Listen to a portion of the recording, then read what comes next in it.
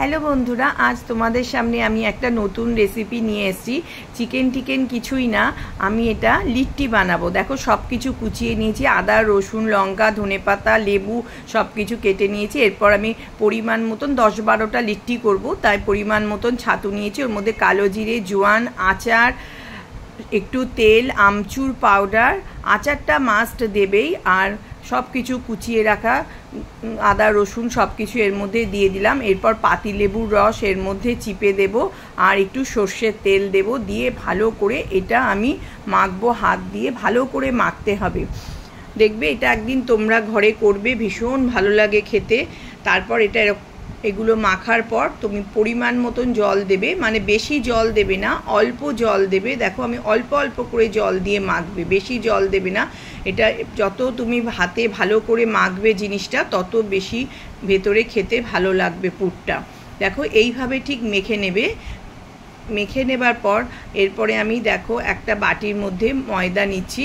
আমি আটা ময়দা মিশিয়ে করছি, আটা দিয়েও করা যায় ময়দা দিয়েও করা যায়, তবে আটা ময়দা মিশিয়ে করলে বেশি টেস্ট হয় খেতে, তাই আমি আটা ময়দা দুটোই মিশিয়ে নিয়েছি। এর মধ্যে আমি দেখো নুন দিয়েছি, একটু তেল দিয়েছি। তেল দিয়ে ভালো করে মেখে, বেশি নরমও করবে না বেশি শক্তও করবে না, মাখার পর 5 মিনিট রেখে দেবে। তারপর এগুলোকে আমি ছোট ছোট ডো করেছি। দেখো খুব ছোটও না আবার খুব বড়ও না, লুচি যেরকম ডো করি তার থেকে একটু বড় করে এবার আমি ডোটাকে গর্ত করে নেব। ওর মধ্যে আমি এই ছাতু মেখে রাখা পুরটা এইভাবে দেব। দেখো আমি কিভাবে করেছি, এইভাবে চেপে চেপে একটু দেবে, তাহলে ছাতুর পুরটা ভেতরে থাকলে খেতে বেশি ভালো লাগবে। এইভাবে আমি ছাতুর পুরটা এর মধ্যে ঢুকিয়েছি। ঢুকে এরপর দুটো হাত দিয়ে ভালো করে একটুখানি মুড়ে নেবে, আগে মুড়ে তারপর ভালো করে চেপে চেপে এটা হাতের মধ্যে তালুর মধ্যে দিয়ে চেপে দেবে। দেখো কত সুন্দর হয়। এইভাবেই মুড়বে, কিচ্ছু ফাটবে না, কিছু হবে না।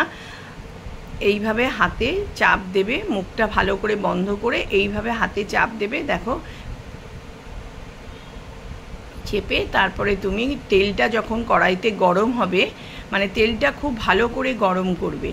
তেলটা ভালো করে গরম করলে তাহলে জিনিসটা ফাটবে না। তেলটা গরম হয়ে গেলে তারপর এর মধ্যে তোমরা আস্তে আস্তে এই জিনিসটা ছেড়ে দেবে। খুব হাই ফ্লেমে লাগবে না গ্যাসটা, মিডিয়াম ফ্লেমে লাগবে। দেখো এইভাবে ভাজবে। হালকা একদিকটা ভাজা হয়ে গেলে তারপর উল্টে দেবে, তারপর আবার আরেক দিকটা ভাজবে। এইভাবে লাল লাল হয়ে যাবে এবং ভেতরটাও খুব সুন্দর ভাজা হয়ে যাবে। দেখো আমার এরকম করেই ভাজবে তোমরা। একটু লাল লাল যখন হবে তখন তুলে নেবে, আস্তে করে গ্যাসটা রেখে দেবে। দেখো আমার ভাজা মোটামুটি হয়ে গেছে। এইভাবে ভেজে তোমরা তারপরে তুলবে। এইভাবে আমি প্রত্যেকটা ভেজে নিয়েছি। এটাকে বলে লিট্টি, আমি ভেজে নিয়েছি।